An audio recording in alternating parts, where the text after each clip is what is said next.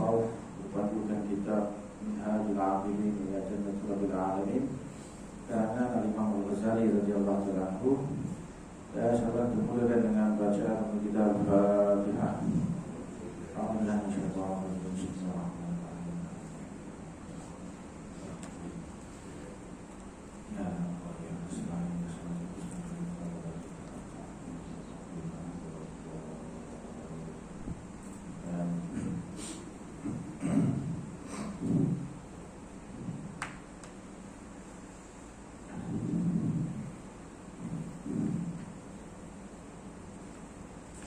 Masih dalam bab khauf dan raja, takut dan harap kepada Allah Subhanahu wa taala.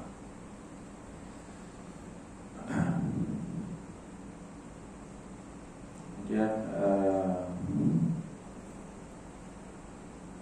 sini dia kata tajuk dia mengambil jalan tengah antara khauf dan raja.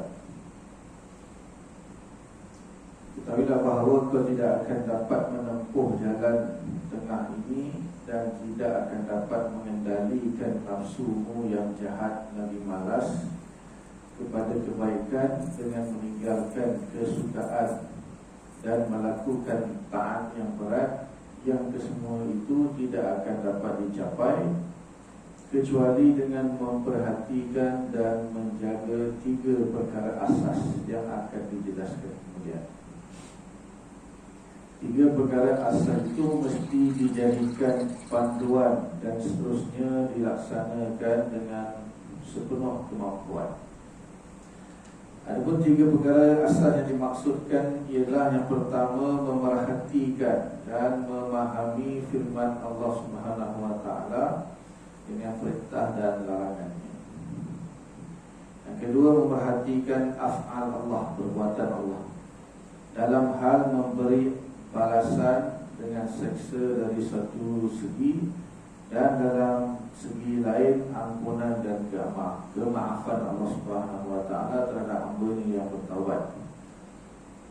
Yang ketiga, memperhatikan pembalasan Allah nanti di hari kemudian bagi hamba yang derhaka, dan juga pahala Allah Subhanahu wa taala bagi hamba yang taat.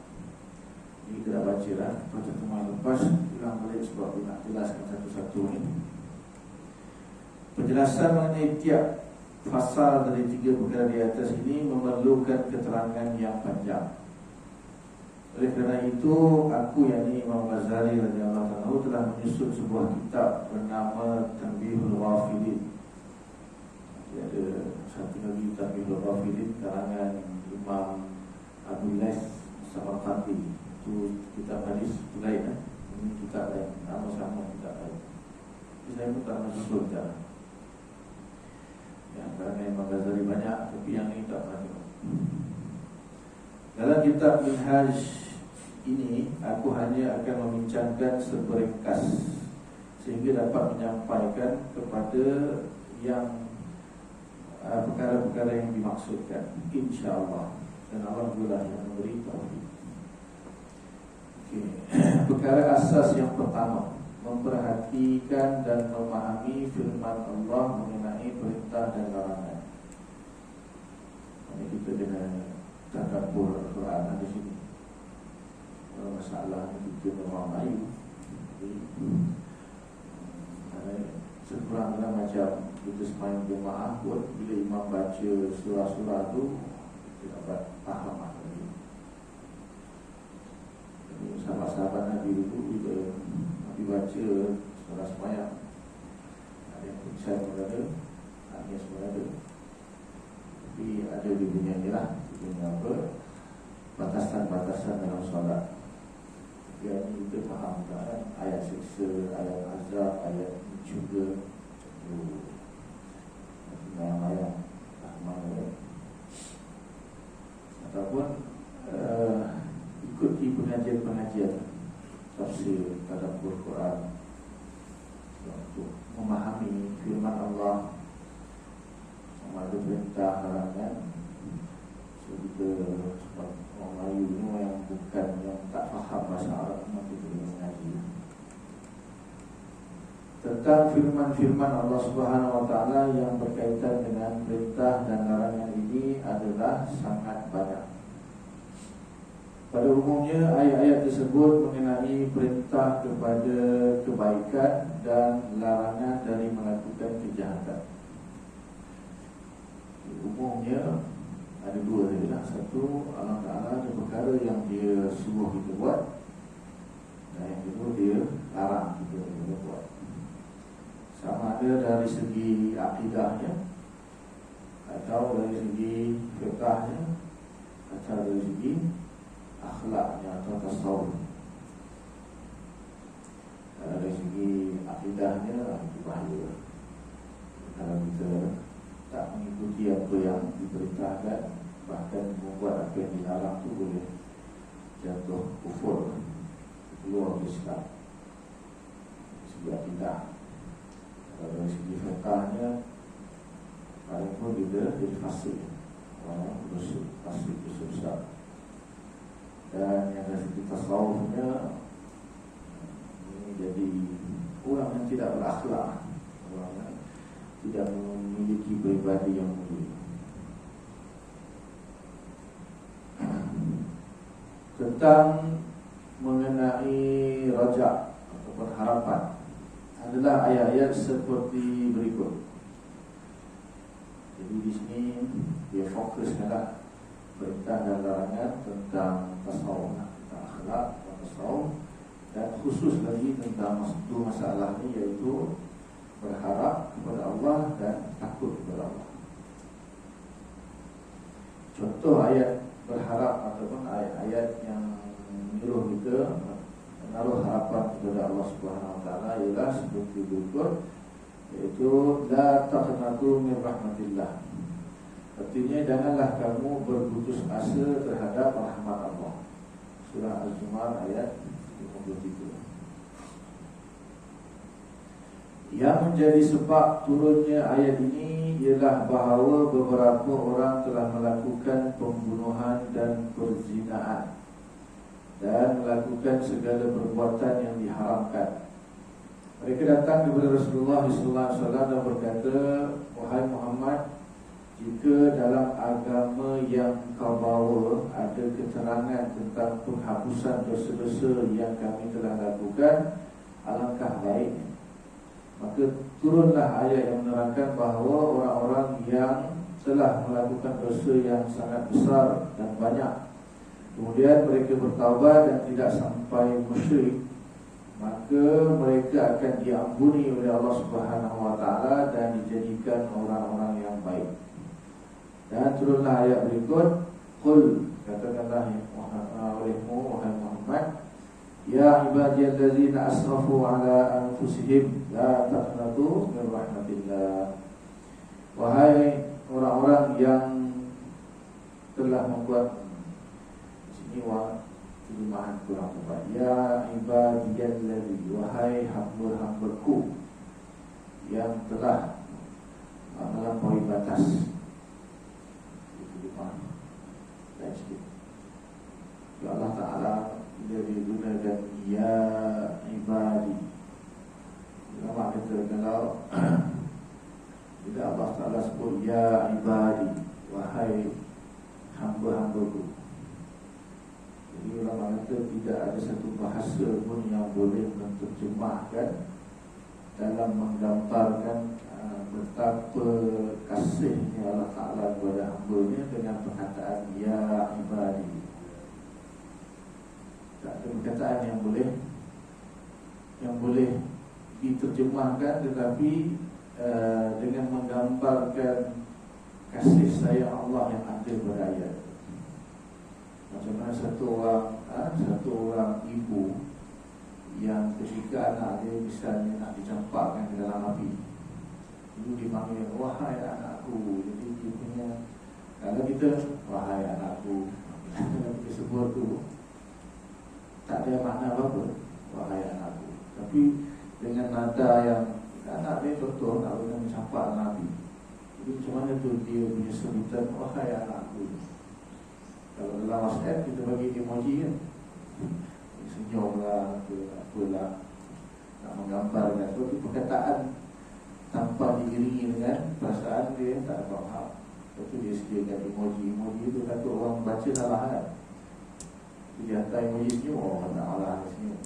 Kalau yang tanya ni, malah. Kalau kita terima orang yang hamba-hambaku yang telah melampaui batas. Jadi perkataan Nabi dalam kata ya ibadi itu tidak boleh. Tak ada perkataan yang boleh menggambarkan kasih sayang Allah dalam ayat. Bahkan kasih sayang Allah itu 70 kali ganda daripada, lebih daripada kasih sayang seorang ibu beranak. Maknanya ini Allah panggil, bukan Allah panggil orang beriman. Bukan Allah memanggil orang beriman, Allah panggil orang allazina asrafu ala anfusihim, orang yang telah melampaui batas atas diri mereka, yang telah buat kezaliman, pembunuhan. Masih lagi Allah Ta'ala panggil dengan panggilan yang penuh kasih sayang. La taqnatu min rahmatillah, janganlah kamu berputus asa, berputus harapan daripada rahmat Allah. Yang ada kisah-kisahnya, ada setengah riwayat kata siapa nama tu, Wahsy kan yang bunuh Sayyidina Hamzah, yang dia diupah oleh Indon Abu Sufyan untuk bunuh Hamzah di Perang Uhud. Bahkan bukan saja dibunuh kan, mayatnya di apa istilahnya disfigured,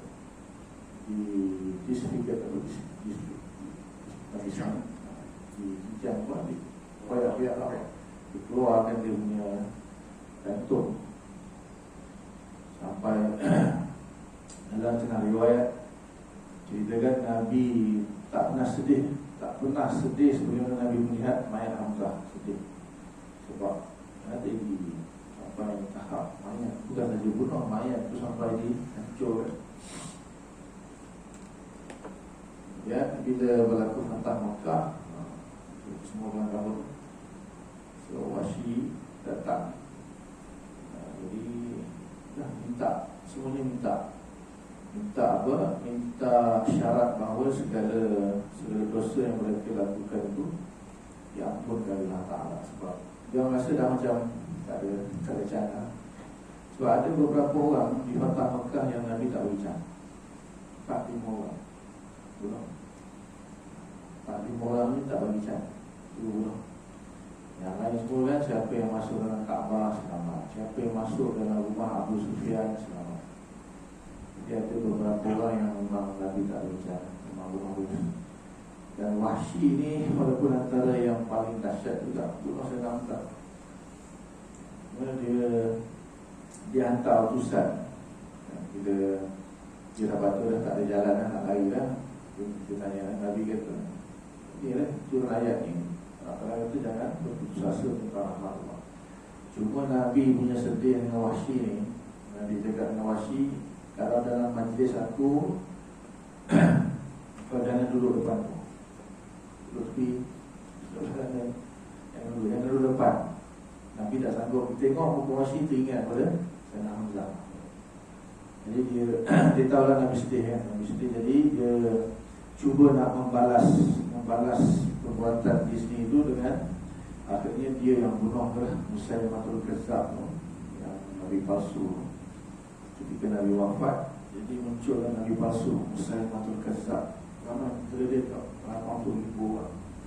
Jadi dia yang Wahsy yang ikut pasukan tu pergi bunuh. Sebagai macam dia nak balas balik perbuatan dia bunuh Sayyidina Hamzah tu, lalu dia ikut pasukan yang pergi memerangi Musailamatul Kazzab, lalu dia bunuh Musailamatul Kazzab. Wallahu a'lam.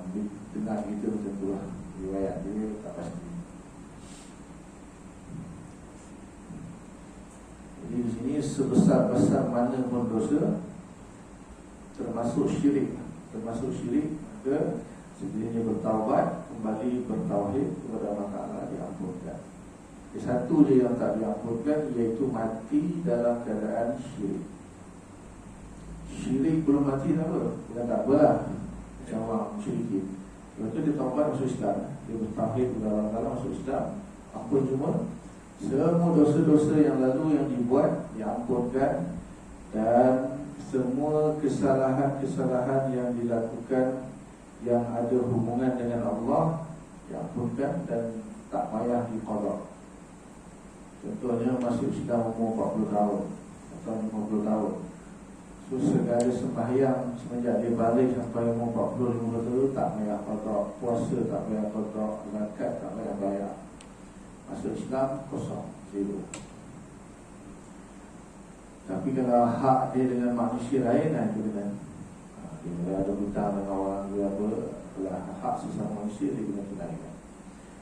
Dan segala kebaikan yang dia buat, misalnya ada kebaikan yang dia buat ketika dia masuk Islam, adakah kebaikan itu pun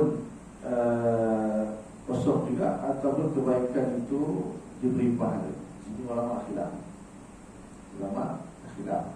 Orang-orang yang kafir bila dia buat baik, ketika dia kafir tak ada apa, tak ada pahala, tak ada apa. Cuma dia ada kelebihan, iaitu ada balasan yang akan Allah berikan kepada dia. Kalau misalnya dia kafir dan mati mengkafir, balasan di dunia ni dia biasanya akan dibagi kekayaan, kesenangan. Dan dia baik sebab tempat balasan dia di dunia. Dia tak ada claim lah, dekat akhirat dia tak akan boleh claim. Jadi orang kafir ni kalau buat baik di dunia, makin dia akan makin senang, makin kaya. Sebab Allah balas di dunia orang kafir. Di akhirat dia tak ada balasan lah. Dan ada jugalah faedah sikit, iaitu dia diringankan azab. Walaupun kekal selamanya dalam neraka, tetapi azab diringankan berbanding dengan Fir'aun, Namrud, Abu Jahal, itu paling bawah ni neraka, paling azab, paling dahsyat. Orang kafir yang baik di dunia ni, dia tetap dia azab sampai selama-lamanya, tapi ringan, azab dia ringan sikit, bergantung kepada amalan dia. Tapi kalau di dunia dia masuk Islam, so amalan yang baik ni, ulama khilaf adakah diberi pahala ketika dia kafir tu, dibuat tak ada apa-apa. Tapi bila dia masuk Islam, semua apa yang telah dia buat waktu kafir tu, sedekah, tolong orang, adakah diberi pahala? Ulama khilaf. Jadi ada ulama kata dia diberi pahala, ada ulama kata tak diberi pahala, tapi kebaikan yang dia buat, kebaikan yang dia buat itulah yang menyebabkan dia diberi hidayah oleh Allah Ta'ala untuk masuk Islam. Sebab itu kebaikan dia. Maksudnya orang kafir yang baik-baik ni, kadang-kadang dengan sebab kebaikan ni Allah bagi dia hidayah untuk masuk Islam. Dan ada ulama yang pendapat ketiga kata tak dapat pahala waktu dia kafir, tapi bila dia buat kebaikan itu semula, macam dulu dia suka sedekah waktu kafir, waktu dia masuk Islam, jadi bila dia masuk Islam dia sedekah lagi, teruskan buat, maka amalan dia itu akan digandakan. Sebab sebelum ni dia banyak sedekah ketika dia kafir. So ketika dia masuk Islam, dia teruskan amalan dia sedekah, maka pahala dia akan berganda, disebabkan dulu dia banyak sedekah. Itu orang kafir. Tetapi kalau satu orang tu Islam, kemudian dia murtad, na'udzubillah min dzalik, setelah 10 tahun dia murtad, lepas tu dia masuk Islam balik, ini balah. Pertama dia kena qada 10 tahun punya solat, qada 10 tahun punya puasa, qada 10 tahun punya zakat kalau dia orang berharga. Jadi ini kalau Islam murtad, Islam balik, itu dia kena buat semua. Tak cukup sekadar bertaubat saja, tetapi dia kena, kalau ikut undang-undang Islam 3 hari je taubat, tak boleh lebih 3 hari. Apa? Murtad tak boleh lebih 3 hari. Kalau undang-undang Islam lah, hari yang ketiga tu kalau tak mau balik juga acung. Tapi undang-undang lama sekarang tak ada. Dia kata kalau dia murtad, lepas tu 10 tahun lepas tu masuk Islam balik. 10 tahun punya taubat kena buat, lepas tu puasa sembahyang tu semua kena buat. Berbeza dengan orang kafir yang memang asal kafir, dia masuk Islam selamat. Dia sebagai bonus lah, tak perlu qada sembahyang dia, tak perlu qada puasa dia. Kalau dia orang kaya tak perlu zakat dia. Yang penting sebelum meninggal lah, masuk Islam, betul-betul bertaubat masuk Islam, tak sampai sejak meninggal, surga terus. dosa pun Rasulullah tak ada nak buat dosa sekejap. Syurga tu. Maksudnya dia kisah dia pendek. Umur kata 50 tahun tapi lepas tu masuk Islam. Lepas sejam tu masuk Islam meninggal. Kisah tak ada. Kerana dia di barang masyarakat selamat. Sejam hidup Islam. Lepas tu kafir tak bisa. Kecuali ada hak-hak manusia. Itu kan insyaAllah kalau ada. Ketika dia kafir tu ada hak-hak manusia yang dizalimi ke, itu misalnya. Tapi amalan-amalan itu dalam Islam sejam. Kalau sejam lah misalnya dia nanti. Riwayat dari Ibnu Abbas radhiyallahu anhu menerangkan bahawa Rasulullah SAW telah mengajak Wahsy kepada Islam. Maka ia menjawab, bagaimana aku dapat memeluk Islam? Kerana dalam agamamu ada keterangan bahawa barang siapa yang membunuh atau musyrik atau berzina, maka ia telah membuat dosa yang seksanya berlipat kali ganda. Sedangkan aku telah mengerjakan kesemua itu. Maka turunlah ayat illa man taba wa amana wa amila shalihan. Artinya kecuali yang bertaubat dan beriman serta mengerjakan amal soleh. Surah Maryam ayat 60. Wahsy menjawab lagi, ini adalah satu syarat yang berat yang mungkin aku tidak dapat mengerjakannya. Adakah lagi selain itu? Maka turunlah lagi ayat sebagaimana berikut, innallaha la yaghfiru an yushraka bihi wa yaghfiru ma duna dzalika liman yasha. Artinya sesungguhnya Allah Subhanahu wa taala tidak akan mengampuni orang yang musyrik, yang ini mengakui adanya Tuhan selain Allah, dan akan mengampuni dosa selain itu bagi orang yang dia kehendaki.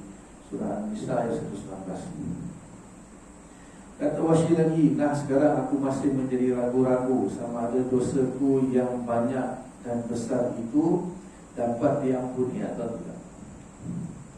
Maka turunlah ayat, qul ya ibadiyalladzina asrafu ala anfusihim la taqnatu min rahmatillah. Artinya katakanlah olehmu wahai Muhammad, wahai orang-orang yang telah berbuat melampaui batas atas dirinya, janganlah kamu berputus asa daripada rahmat Allah. Surah Az-Zumar ayat 23. Kemudian Wahsy berkata, nah inilah yang aku tunggu. Lalu ia pun masuk Islam. Alhamdulillah. Dia hebat Wahsy. Dia hebat Wahsy. Dia pembunuh Sayyidina Hamzah. Ada riwayat kata Nabi sembahyang. Sebab dalam mazhab Syafi'i kita tak terima riwayat tu. Riwayat tu riwayat dhaif. So kita dalam mazhab Syafi'i riwayat yang mengatakan Nabi sembahyang jenazah untuk sahabat yang gugur syahid di Uhud, kita tak ambil riwayat tu. Imam Syafi'i kata hadis tu dhaif. Mazhab Hanafi dia ambil hadis tu, maknanya dia orang kalau mati syahid disembahyangkan jenazah. Mazhab Syafi'i tak.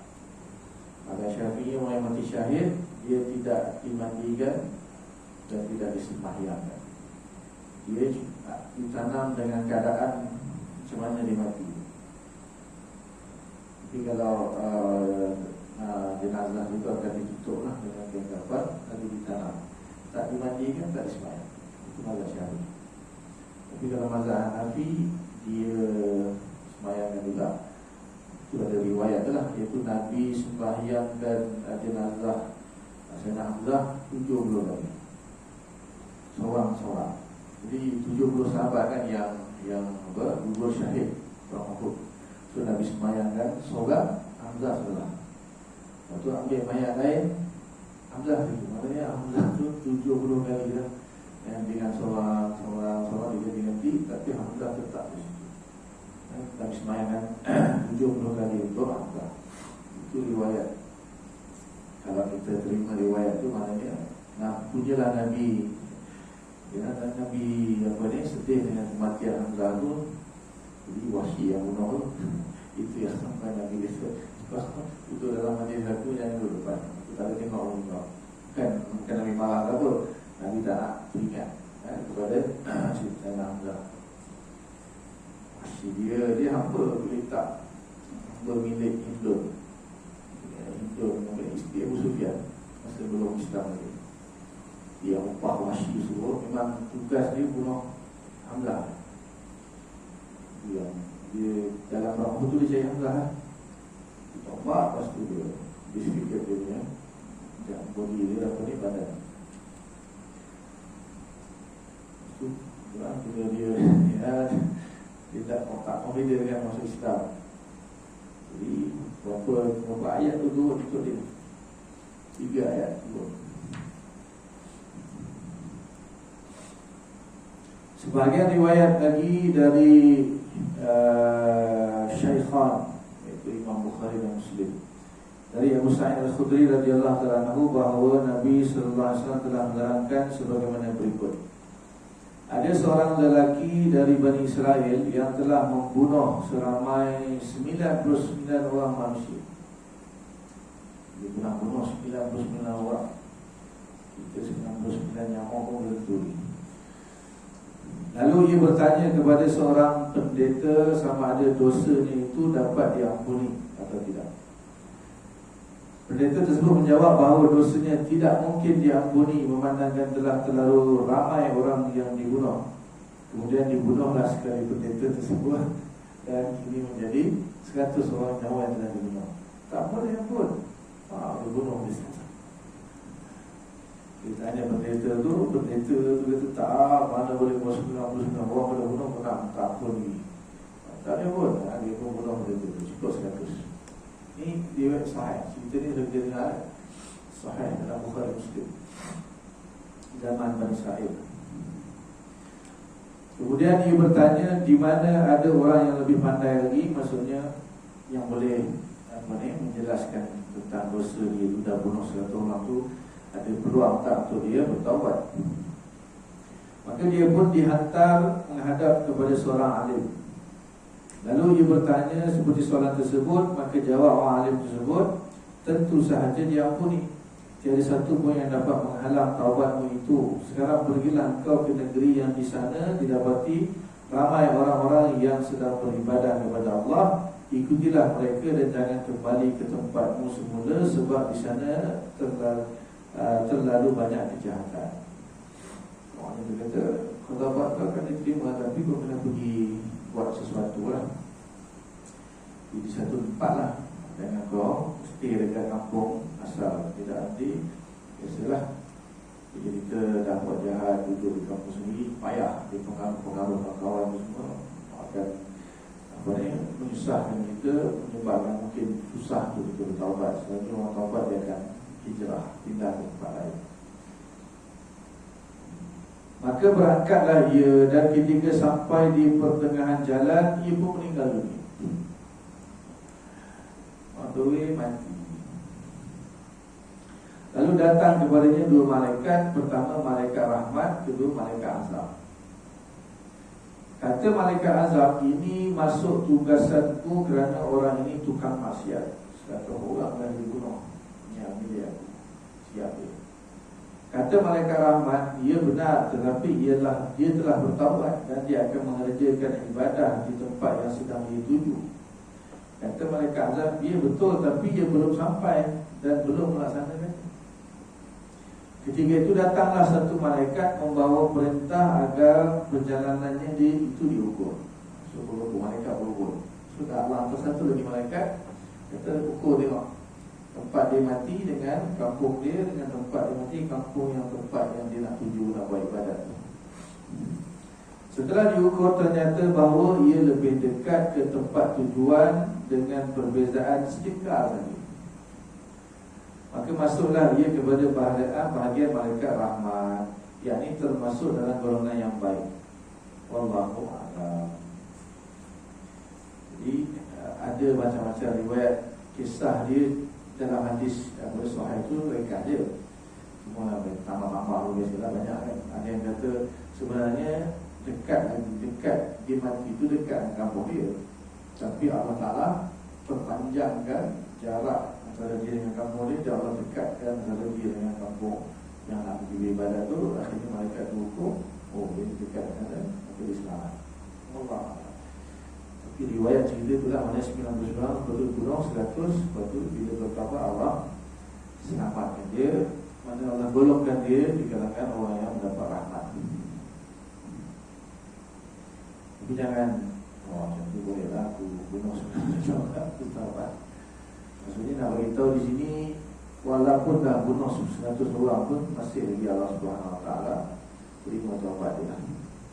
Bunuh orang dosa paling besar, tapi masih diampunkan. Di syirik paling besar syirik, dan kalau mati dalam syirik tak ampunlah, neraka selama-lamanya. Bawah syirik bunuh orang, bawah syirik bunuh orang itu paling besar. Selesai 19 orang, 99 orang, 100 orang itu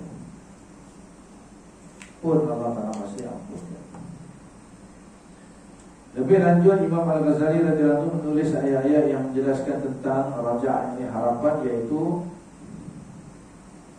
Innallaha yaghfiru dzunuba jami'a. Artinya sesungguhnya Allah Subhanahu Wa Taala mengampunkan semua dosa-dosa kecuali syirik. Syirik pun maksudnya mati dalam keadaan syirik. Kalau di dunia dia syirik, lepas tu dia taubat, Allah terima. Maksud syirik tak diampun tu mati dalam keadaan syirik.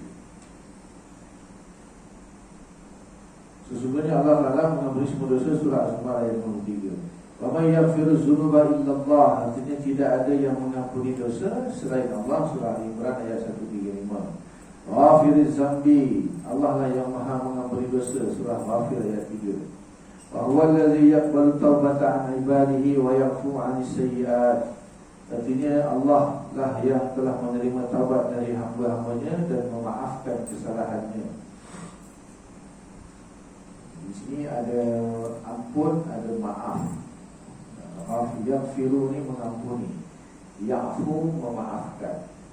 So ada ulama kata yaghfiru mengampunkan dosa besar, ya'fu memaafkan kesalahan-kesalahan kecil. Ada yang kata sebaliknya, yaghfiru itu mengampunkan dosa, tetapi dosa itu masih tercatat. Kalau ya'fu itu memaafkan sampai catatan itu pun dihapuskan. Ada perbezaan situ sebagai ulama. Kata Rabbukum ala nafsihi rahmah, Allah Ta'ala telah menetapkan akan memberi rahmat. Wa rahmati wasi'at kulla syai', dan rahmatku meliputi segala sesuatu. Al-A'raf ayat 156. Ini semua ayat-ayat Quran yang Imam Ghazali datangkan cerita tentang masalah harapan kita kepada Allah. Wasa'atu buhalil lazina yattaqun, maka akan tetapkan rahmatku untuk orang-orang yang bertakwa. Al-A'raf ayat 156. Innallaha bin-nasi laraufur rahim, sesungguhnya Allah sangat kasih dan sayang kepada manusia.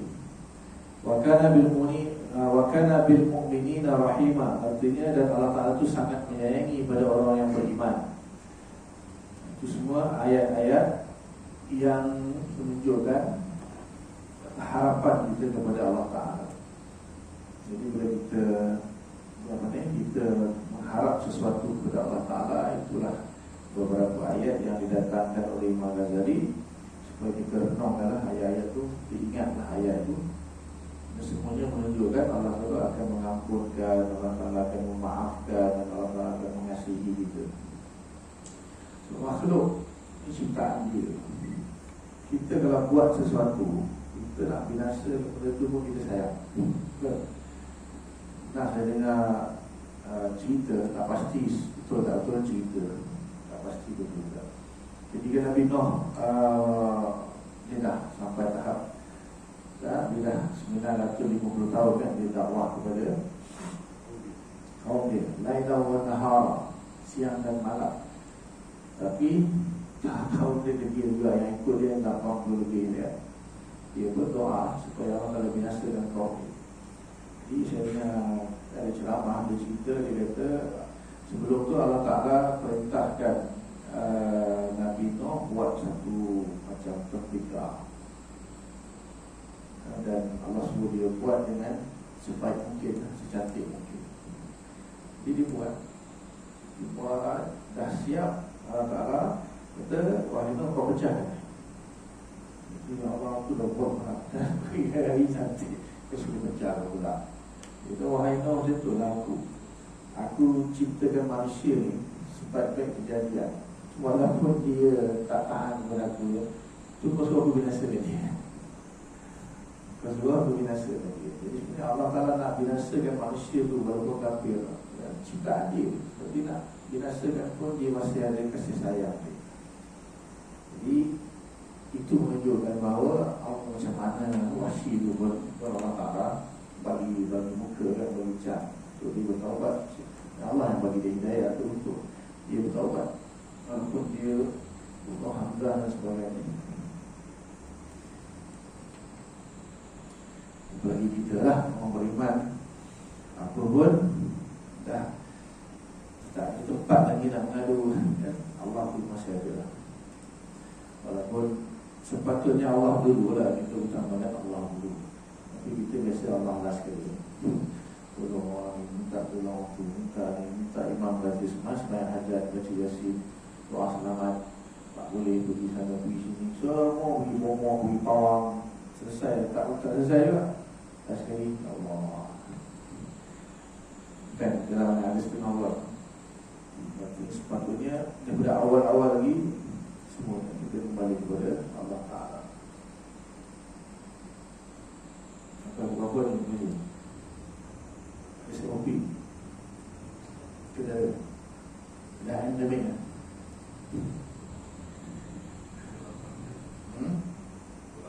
Berapa?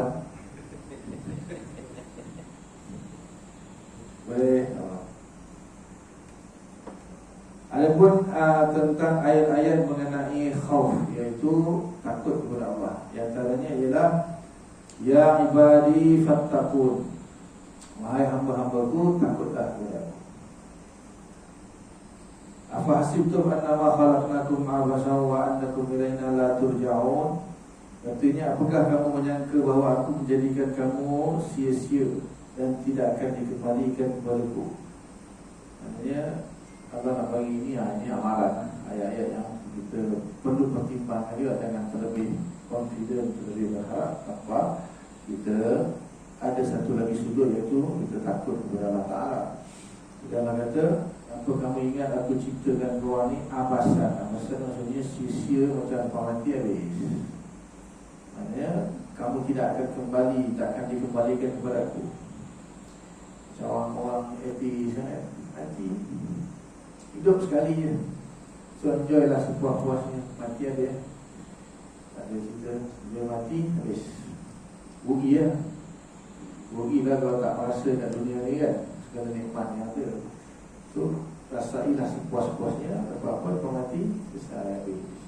Itu orang yang kafir punya. Lepas tu ada jugalah yang reincarnation tu, yang nanti kalau baik dia akan dihidupkan semula. Tapi tengoklah kalau baik jadi raja, jadi apa, jadi menteri syaitan ke apa ke. Tapi kalau tak baik, jadi binatang, jadi babi, jadi monyet. Itu Cina kan, reincarnation. Hidup juga, tapi hidup di lain. Tapi kita Islam, bila mati tu bermula sebuah kehidupan yang hakiki. Kehidupan yang sebenar bermula selepas kematian. Dunia ni sementara je. Ada yang membawa ke syurga atau neraka dua. Wahadaina hud najdain, kami baik, kami tunjukkan kamu dua jalan, jalan menuju syurga atau jalan menuju neraka. So itu ayat yang kita perlu pertimbangkan. Jangan overconfident, terlebih harap. Lupa ayat yang kita perlu takut juga kepada Allah Ta'ala. Ayah sabul insana ayyutraka sudah. Artinya apakah manusia menyangka bahawa mereka akan dibiarkan begitu saja? Kamu yang buat maksiat tak apa pun, aku dah semayang sudah, tak apa pun, kaya rezeki. Sekali Allah Ta'ala jentik siap.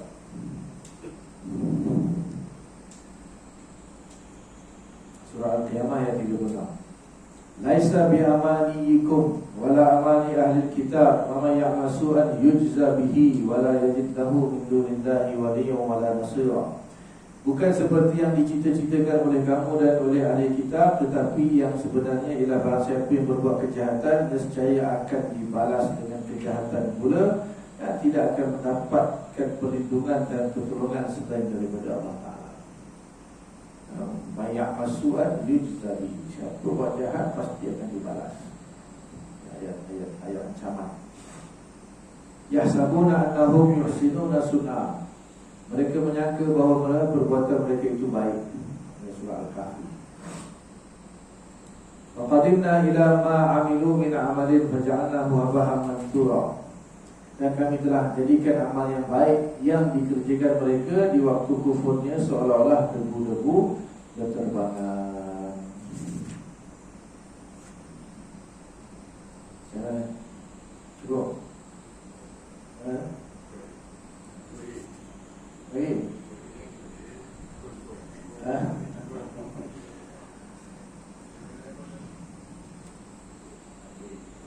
Aku memohon kepada Allah agar diselamatkan dari sebarang kemaksiatan dan dengan segala rahmatnya.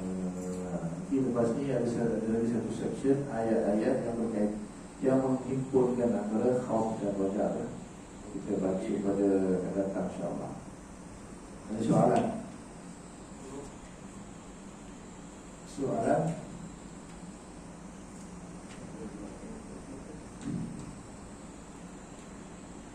Ada ya? Kita tak ada, setakat itu dulu apa yang baik daripada Allah Subhanahu Wa Taala, antara lima syahadah, tak apa kepada Allah Subhanahu semua. Mudah-mudahan Allah bagi taufik untuk kita faham, amalkan dan sampaikan. Dan kita tak dulu dengan kafaran Allah Subhanahu Wa Taala. Asyhadu an la ilaha illa anta, astaghfiruka wa atubu ilaik.